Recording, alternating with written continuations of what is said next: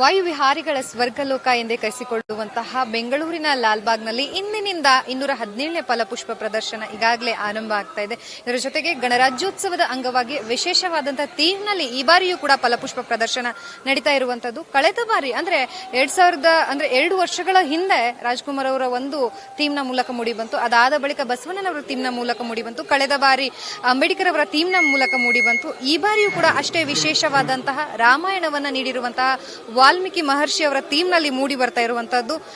ಲಾಲ್ಬಾಗ್ನ ಗಾಜಿನ ಮನೆಯಲ್ಲಿ ಒಂದು ಹೂವಿನ ಲೋಕವೇ ದರಗಿಳಿದಿದೆ ಅಂತಾನೆ ಹೇಳ್ಬೋದು. ಸೊ ಈ ಹೂವಿನ ಲೋಕ ಹೇಗಿದೆ ಅಂತ ಹೇಳಿ ನೀವು ಕೂಡ ಕಣ್ತುಂಬಿಕೊಳ್ಬಹುದು.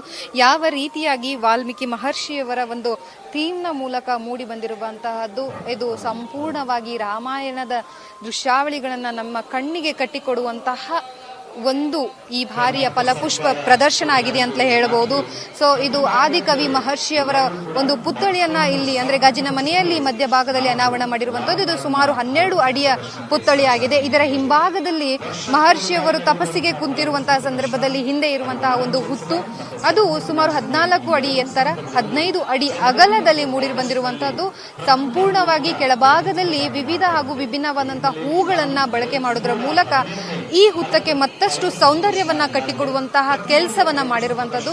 ಸುಮಾರು 26 ಲಕ್ಷ ಹೂಗಳ ಬಳಕೆಯನ್ನ ಈ ಬಾರಿಯ ಫಲಪುಷ್ಪ ಪ್ರದರ್ಶನದಲ್ಲಿ ಮಾಡಿರುವಂತದ್ದು. ಅದರ ಜೊತೆಗೆ 85 ವಿವಿಧ ಬಗೆಯ ಹೂಗಳನ್ನ ನಾವು ಇಲ್ಲಿ ಕಣ್ತುಂಬ ತುಂಬಿಕೊಳ್ಬಹುದು. ಕೇವಲ ನಮ್ಮ ರಾಜ್ಯದ ವಿವಿಧ ಭಾಗದಿಂದ ಆಗಿರಬಹುದು, ದೇಶದ ವಿವಿಧ ಭಾಗದಿಂದಲೂ ಕೂಡ ವಿಭಿನ್ನವಾದಂತಹ ಹೂಗಳನ್ನ ತರಿಸಿರುವಂತಹದ್ದು. ಸೇವಂತಿ ಹೂ ಆಗಿರಬಹುದು, ಚೆಂಡು ಹೂ ಆಗಿರಬಹುದು, ಕನಕಾಂಬರ ಹೂಗಳನ್ನ ಬಳಕೆ ಮಾಡುವುದರ ಮೂಲಕ ಆಗಿರ್ಬೇಕು. ಇನ್ನು ಹೊಸದಾದಂಥದ್ದು ಇನ್ಶಿಯೇಷನ್ ಆಗಿರಬಹುದು, ಅದ್ರ ಜೊತೆಗೆ ಒಂದಷ್ಟು ಹೂಗಳನ್ನ ಕೂಡ ಈಗಾಗಲೇ ಬಳಕೆ ಮಾಡಿರುವಂತಹದ್ದು. ಸೊ ಸಂಪೂರ್ಣವಾಗಿ ಪಾಟ್ಗಳನ್ನ ಕೂಡ ಈಗಾಗಲೇ ಇಲ್ಲಿ ಅಳವಡಿಕೆ ಮಾಡಿರೋ.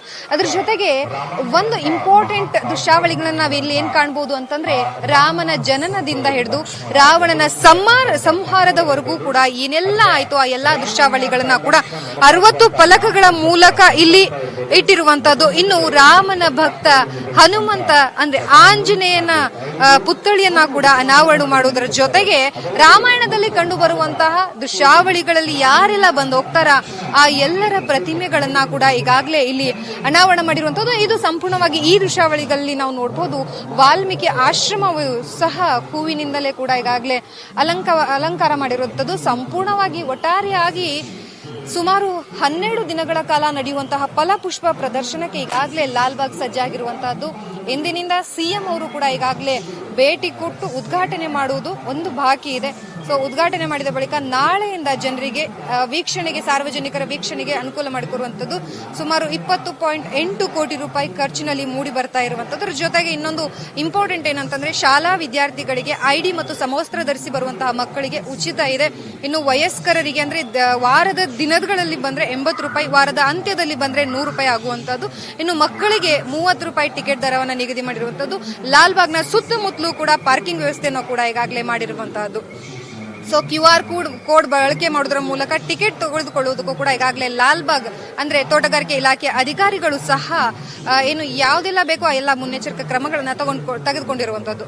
ಒಟ್ಟಾರೆಯಾಗಿ ಯಾವ ರೀತಿಯಾಗಿ ಈ ಬಾರಿಯ ಫಲಪುಷ್ಪ ಪ್ರದರ್ಶನ ಮೂಡಿ ಬರುತ್ತೆ ಅನ್ನೋದನ್ನ ಕಾದು ನೋಡಬೇಕಾಗಿದೆ. ಕ್ಯಾಮ್ರಾ ಪರ್ಸನ್ ಶಿವ್ ಜೊತೆ ಲಕ್ಷ್ಮೀ ಬಾಗಲಕೋಟೆ, ಅಶ್ವಗ ನ್ಯೂಸ್, ಬೆಂಗಳೂರು.